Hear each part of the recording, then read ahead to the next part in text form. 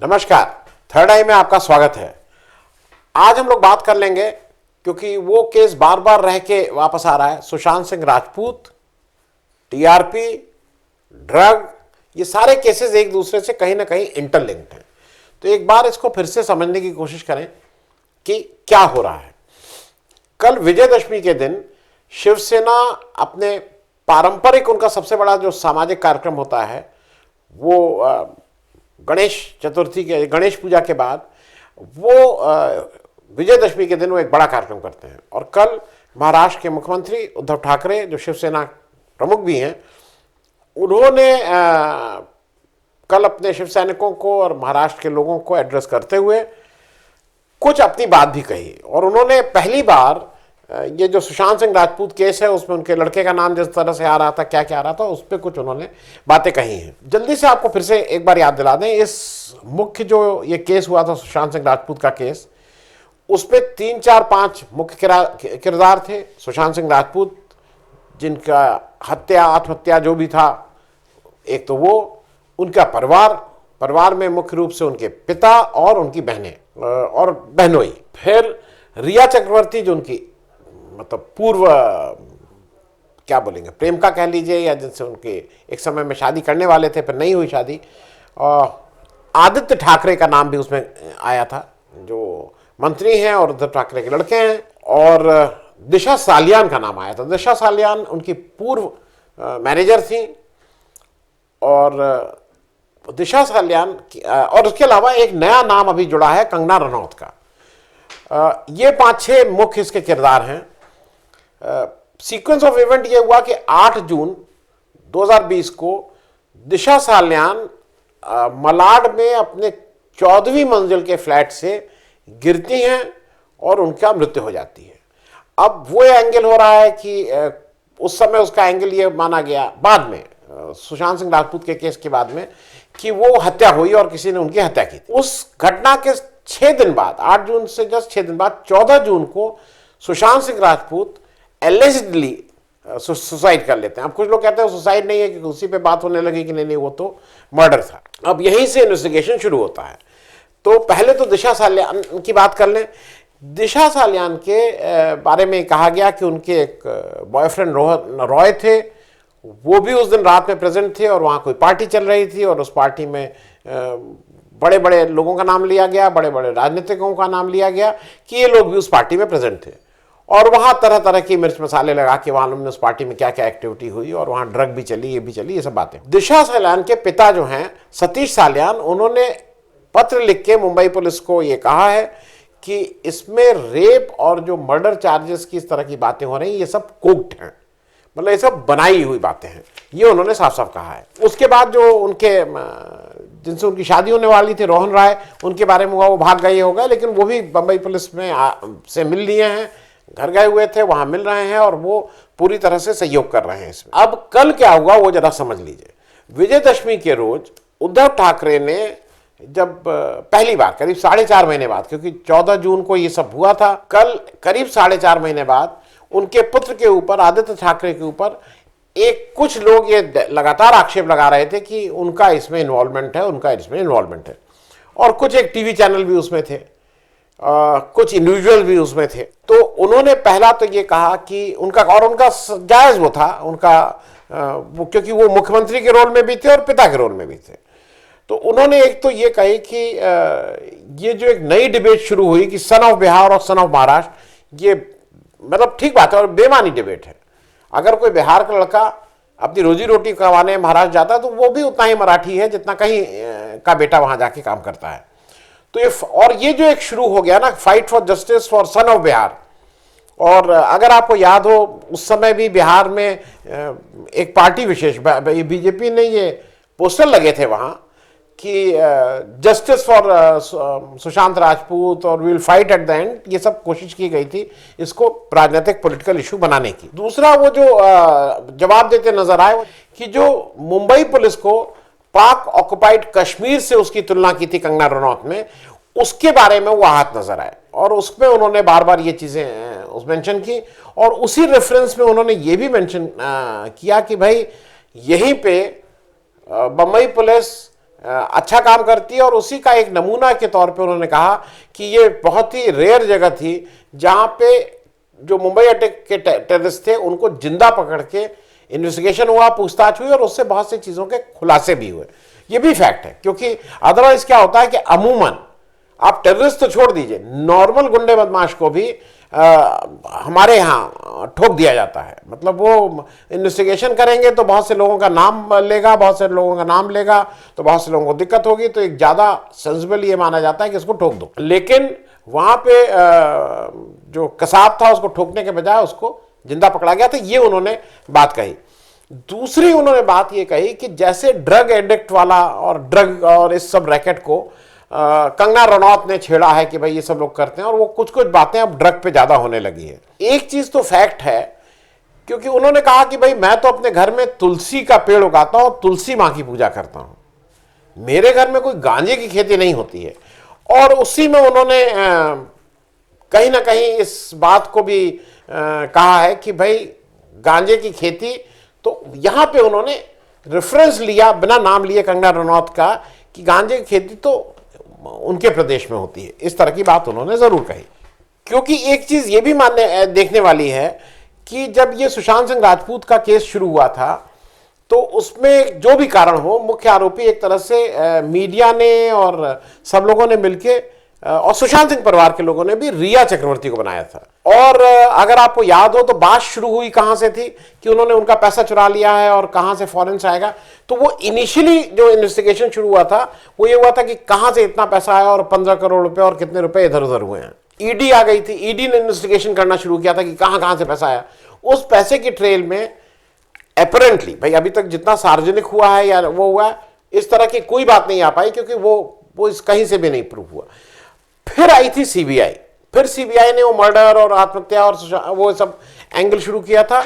वो सारी चीज खत्म हो गई जब ऑल इंडिया इंस्टीट्यूट की रिपोर्ट आ गई, जिसमें ये कहा गया कि वो हत्या का मामला नहीं, आत्महत्या का मामला था।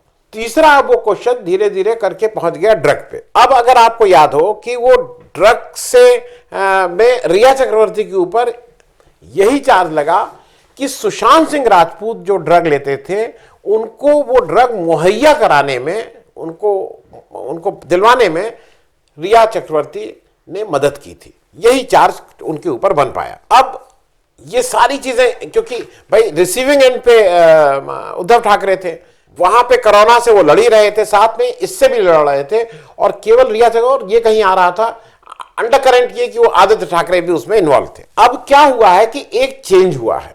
एक चेंज ये हुआ है कि मुंबई पुलिस ने कहा है कि उन्होंने ये आइडेंटिफाई किए हैं 80,000 fake social media accounts. Social media पे 80,000 फेक अकाउंट्स उन्होंने आइडेंटिफाई किए हैं, जो इस तरह की फेक न्यूज, इस तरह का वैमनस्य बढ़ाने वाला और लोगों को गलत जानकारी देने वाले लोगों को उन्होंने आइडेंटिफाई किया है। और इसी सीरीज में उन्होंने क्या किया है, उन्होंने सबसे पहले, मैं कई लोगों गिरफ्तार किया, उसमें 2 नाम ले दूं। एक साहिल चौधरी जी जो थे, वो साहिल चौधरी के नाम से यूट्यूब पे अपने वो बनाते थे, असली नाम उनका प्रदीप मनिंदर सिंह था। उनको फरीदाबाद दिल्ली से गिरफ्तार किया, और वो अपने को जर्नलिस्ट कहते थे, लेकिन जब बाद में उनसे बातचीत हुई, पुलिस ने वो किया, तो उन्होंने कहा नहीं मैं जर्नलिस्ट तो नहीं हूं, मैंने थोड़ा अटेंशन कर लिए और थोड़ा अपने फॉलोअर बढ़ाने के लिए और सपोर्टर्स बढ़ाने के लिए इस तरह की बातें कही थी। 80,000 अकाउंट अगर बन रहे हैं तो आप मान लेंगे कि 80,000 अकाउंट कहीं ना कहीं कोई ना कोई इंस्टीट्यूशन, पार्टी या कोई इस तरह की चीज इसके पीछे होगी जो इस चीज को हवा दे, नहीं तो 80,000 स्वतः नहीं बन जाएंगे। इसी कड़ी में अच्छा, ये अपने को क्या क्या कहना है, इनका एक टर्म इन्होंने नया शुरू किया, एसेसरियंस। तो एसेसरियंस में एक भाई साहब और अभी एक पिछले हफ्ते पकड़े गए, उनका नाम है विभोर आनंद, और वो मुंबई पुलिस ने उनको भी पकड़ के मुंबई ले आए फरीदाबाद से। विभोर आनंद जो अपने को एडवोकेट कहते हैं, एडवोकेट हैं, उनको भी दिल्ली से पकड़ के मुंबई पुलिस माफ कीजिएगा, मुंबई पुलिस उनको ले आई मुंबई। अब विभोर आनंद जी क्या हैं, ये इनके पिताजी भी वकील हैं और इनके परिवार में बहुत लोग वकील हैं, इनके पक्ष में ऑल इंडिया बार एसोसिएशन भी खड़ी हो गई है। इनके ऊपर मल्टीपल चार्जेस लगे हैं। इनके ऊपर एक अगस्त में भी इनके ऊपर एक एफआईआर हुई थी, फिर इनके ऊपर सितंबर में वो जो अरबाज खान है उन्होंने भी एक FIR कराई थी, वगैरह वगैरह। और ये काफी कुछ, अगर इनको आप YouTube में कभी देखे हो या वैसे हो, काफी मतलब काफी एग्रेसिवली और लोगों का नाम लेके, लेफ्ट राइट एंड सेंटर सबका नाम लेके, इनके पास सबके नाम है, बिल्कुल ये तुरंत इन्वेस्टिगेशन नहीं करते हैं, ये जजमेंट रिलीज करने लगते हैं कि इसने ये किया, इसने ये किया, इसने ये किया, मतलब बिल्कुल जजमेंटल रहते हैं। और ये बार बार फैक्ट्स की जगह की कॉन्स्पिरेसी थ्योरी करके हर एक चीज को सेंसेशनल करते हैं। तो इनकी एक आदत है, मतलब जो भी चीज होगी उसको थोड़ा सेंसेशनल करना और थोड़ा उसमें वो करना। और इनके ऊपर फेक कॉन्स्पिरेसी थ्योरी की वो लगी, इनको दिल्ली से गिरफ्तार किया गया, अभी तक इनकी जमानत नहीं हुई है और इनके लिए हो रहा है कि ये बड़ा इनके साथ दुर्व्यवहार हो रहा है। लेकिन जब इनके आप वो पुराने वो देख लीजिए तो ये किस तरह की रिपोर्टिंग करते आए हैं वो भी आपको सामने सामने दिख जाएगा। अब ये भी बता दें जल्दी से चलते चलते कि जैसे अब हर आदमी नाखुश है। जो सुशांत सिंह राजपूत की फैमिली है, जो उनके पिताजी के वकील हैं विकास सिंह, वो कह रहे हैं भाई ये कौन सा हो रहा है, ये तो इन्वेस्टिगेशन सुशांत सिंह राजपूत के मर्डर या आत्महत्या का था, अब वो तो डिरेल करके उसको ड्रग वाला केस कर दिया गया है। वो ये भी कह रहे हैं कि जो CBI है वो उसको मर्डर की जगह उसका मतलब उसका दिशा ही बदल दे रही है। इस तरह की वो बातें कह रहे हैं। Converting the case murder from abetment के केस को ही चेंज कर दे रही है, मतलब टर्म्स ऑफ रेफरेंस को ही चेंज कर दे रहे हैं। इन सबके बीच एक दो चीजें और बता दूं कि अभी क्या हो रहा है, इसको TRP से क्यों रिलेट कर रहे हैं, क्योंकि कल ही न्यूज ब्रॉडकास्ट एसोसिएशन जो है उसके रजत शर्मा जी अध्यक्ष हैं और इन्होंने एक अपील की है सरकार से कि जो CBI का केस ताबड़तोड़ 24 घंटे के अंदर आपने उत्तर प्रदेश से उसमें एक FIR के ऊपर बातचीत करके लखनऊ में जो FIR हुई, आपने CBI इंक्वायरी ऑर्डर कर दी, उसको CBI इंक्वायरी को वापस लीजिए, क्योंकि इस तरह से आप ठीक नहीं कर रहे हैं, आप मूल मुद्दे से भटक रहे हैं। उन्होंने ये भी कहा कि जो मुंबई पुलिस और रिपब्लिक टीवी के बीच जिस तरह का एक दूसरे के ऊपर दोषारोपण चल रहा है वो भी बंद होना चाहिए, क्योंकि लोगों का विश्वास नहीं रह जाएगा। उन्होंने रिपब्लिक टीवी के ऊपर भी कहा कि वो जिस तरह की भाषा और जिस तरह का वो कर रहे थे वो ठीक नहीं है। हालांकि वो हमारे एसोसिएशन के सदस्य नहीं हैं, लेकिन फिर भी हम उनसे आग्रह करेंगे कि वो जो बेसिक नॉर्म्स हैं उसका पालन करें। उन्होंने ये भी कहा कि जिस तरह से मुंबई पुलिस रिपब्लिक टीवी के सब जर्नलिस्ट के ऊपर FIR करने की बात कर रही है, वो भी कहीं ना कहीं आम जर्नलिस्ट का भी उससे उत्पीड़न होने की आशंका है, इसलिए उन्होंने उसको वापस करने का कहा। चलते चलते मैं बात ये कह दूं क्योंकि कंगना रनौत के बारे में कहा था, कंगना रनौत जी ने आज उसका जवाब दिया है। कंगना रनौत जी किस तरह की बातें कर रही हैं वो आप खुद देख लीजिएगा। उद्धव ठाकरे, तुमने मुझे कल अपने भाषण में गाली दी, नमक हराम कहा। इससे पहले भी सोनिया सेना के कई लोगों ने मुझे गंदी गालियां दी है, धमकाया है, मेरा जबड़ा तोड़ना या ओपनली मुझे मार देना या हरामखोर कहना, इस तरह की कई अभद्र गालियां इससे पहले भी मुझे सोनिया सेना ने दी है। एक चीफ मिनिस्टर होके आपने पूरी स्टेट को नीचे गिराया है क्योंकि आप सिर्फ एक लड़की से नाराज है और वो लड़की आपके बेटे की उम्र की है। चीफ मिनिस्टर, आप मुझसे बहुत नाराज हुए थे जब मुझे धमकाने के बाद मुंबई में मैंने वहां की तुलना, क्योंकि वहां पे आजाद कश्मीर के नारे लगे थे और आपकी सोनिया सेना ने उसे डिफेंड किया था, इसलिए मैंने कहा था उसकी तुलना पीओके से कि देशभक्ति के बारे में बात करते हैं, देश के लिए कुछ करते हैं, तो आप कौन सा हम पे एहसान कर रहे हैं? आप खुद के लिए, अपने लिए ये कर रहे हैं, अपने देश के लिए ये कर रहे हैं। वो कहते हैं हमारे पास ना पैसे हैं, ना हमें ठूसने आते हैं, ना हम खुद ही लेते हैं, लेकिन देश विद्रोह के लिए आपके मुंह में पैसे ठूसे जाते हैं। तो ये जो संविधान को बचाने वाले हैं, कल एक वर्किंग चीफ मिनिस्टर ने एक लड़की को सरेआम गाली दी, वो कुछ नहीं कहेंगे। Chief minister, what I want to tell you is कि सत्ताएं आती जाती हैं, आप सिर्फ एक गवर्नमेंट सर्वेंट है और महाराष्ट्र के लोग आपसे रेजोनेट नहीं करते हैं, वो आपसे खुश नहीं है। सत्ताएं आती जाती है, लेकिन जो इंसान एक बार सम्मान खो देता है चीफ मिनिस्टर, वो उसे नहीं पा सकता है। एक तरफ वो कह रहे हैं कि उद्धव ठाकरे की मैं लड़की के बराबर हूं, तो अगर आप लड़की के बराबर हैं तो आप उनको फिर पिता जैसा आप भी सम्मान दीजिए ना। आप पिता जैसा उनको सम्मान, उद्धव ठाकरे बोलोगे और तुम करोगे तो आप कहीं से भी आपकी भाषा और आपके उससे नहीं लग रहा है कि आप उनके पिता जैसा सम्मान दे रही हैं। फिर वो बोल रहे हैं कि जो इस देश में जो राष्ट्र धर्म निभाते हैं उनके मुंह में पैसा ठूसा नहीं जाता है, लेकिन जो देशद्रोही होते हैं उनको पैसा ठूस देते हैं। कौन पैसा किसको ठूस रहा है ये वही बताएंगे। और वो ये भी कह रहे हैं सत्ता आती जाती है और फलाना है ढिमाका है, माँ पार्वती और शिव जी की बातें कर रहे हैं। लेकिन ठेठ कंगना रनौत का जो स्टेटमेंट है वो पूरी तरह से पॉलिटिकल स्टेटमेंट है। अगर आपको पॉलिटिक्स करनी है तो इस देश में सबको स्वतंत्रता है, आइए इलेक्शन लड़िए और जिस भी पार्टी से आप जीतती हैं उस पार्टी की बातों को, उसकी जो नीतियां हैं उसको आगे प्रचारित करें।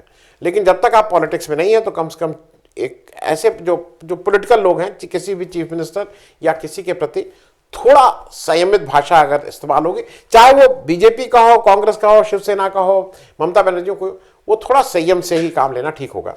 मैं आपको चलते चलते बता दूं, कंगना रनौत जी, एक मामले में किसी को अच्छा लगे या न लगे, उत्तर प्रदेश में किसी की हिम्मत नहीं है कि वो मुख्यमंत्री के अगेंस्ट, हमारे मुख्यमंत्री के अगेंस्ट इस तरह की बात कर सके, इस तरह से बोले, इस तरह की भाषा का इस्तेमाल करे। ये उद्धव ठाकरे की वीकनेस है कि ये लोकतंत्र की जीत है कि जहां पे फ्रीडम ऑफ एक्सप्रेशन है, ये आप लोग डिसाइड करिए। धन्यवाद। अगर आपको दी पब्लिक के कार्यक्रम पसंद आते हैं तो इन्हें लाइक करें। अगर आप इस वीडियो को YouTube पर देख रहे हैं तो चैनल को सब्सक्राइब करें, और अगर आप इसे Facebook पर देख रहे हैं तो दी पब्लिक के पेज को लाइक करें। अगर आप चाहते हैं कि हम निष्पक्ष पत्रकारिता को जारी रखते हुए आपसे जुड़े मुद्दों पर सवाल उठाते रहें तो हमें सहयोग करें। आपका छोटा से छोटा सहयोग भी इस मुहिम को जारी रखने में हमें ताकत देगा। डोनेट करने के लिए डिटेल्स जो हैं वो डिस्क्रिप्शन बॉक्स में दी गई हैं। धन्यवाद।